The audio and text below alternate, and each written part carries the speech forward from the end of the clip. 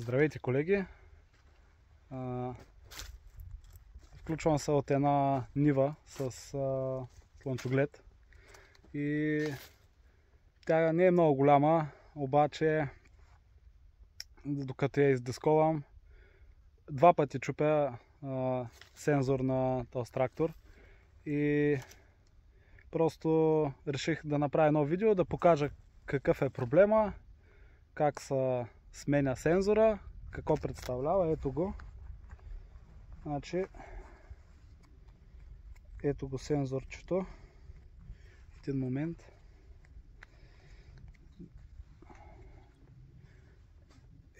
Това е.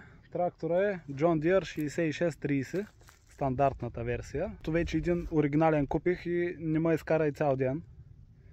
Както и да е. Сега ще ви покажа сензора, ще го сменя. И също, тук съм си направил днеска една доработка от тези черните тръби за вода с пистолета за горещ въздух, малко я нагрях и я сгънах, да може евентуално да се пробвам да го защитя малко повече, защото предния път сложихме една плочка. Чакайте, сега ще ви покажа. Той сензора се намира долу под трактора. Опа! Ето го. Сега. Надявам се, че добре се вижда. Шапката е важна, защото иначе се пълним с бокуци. Е пръчката, където ми изчупва сензорчето. Чакай да видим как ще извадя сега, че тя... Ама яко се е набила. Виждате ли? Тази плочка, където сложихме, тя предпазва от дръгове, където ще отидат по посока на движението. Обаче, какъв е закона на Мърфи? Всичко, което може да се обърка, ще се обърка. И ето резултата какъв е. Как може трактора се движи в тази посока, този скол как се е набил? Не знам. Не мога да си го обясня, ама истината е, че ето го сензора. Сензора е счупен. И то е направено много смотано. Даже ще го откъсна. Много смотано е направено, защото то е едно пластмасово такова е. Ето го. Знам, че някои колеги ще кажат, абе, що не сложиш нещо преди. Не знам доколко ще видите. Трактора е с челен товарач и съм сложил една тръба да се влачи долу по земята, с верига съм я закачил и пак нямаше полза от това нещо. Това е едно кратко включване с пояснение, понеже след преглед на кадрите установих, че аз съм пропуснал да дам малко информация. Този елемент засича налягане на маслото в скоростната кутия. И без него бордовия компютър просто спира трактора на място. Дори през следващите опити за движение, трактора тръгва и после спира.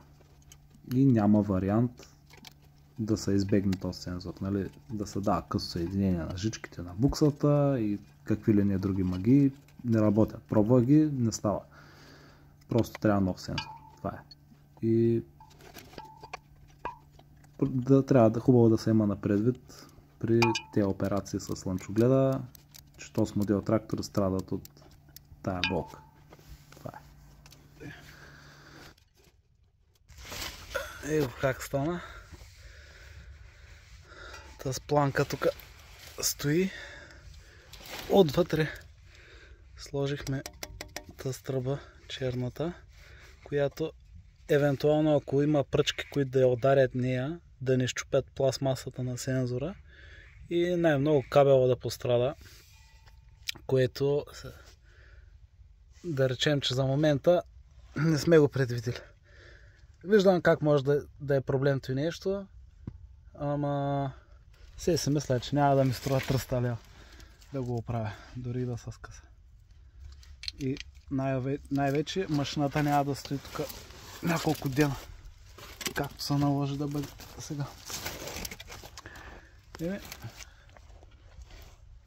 Обирам си нещата и ще слизам от трактора. Така, трактора изглежда, че работи добре. Изчаках го малко да загрее и да, минах 1-2 метра назад. Сега пълна газ, напред.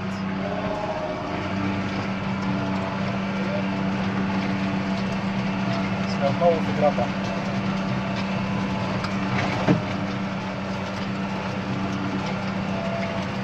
Това е.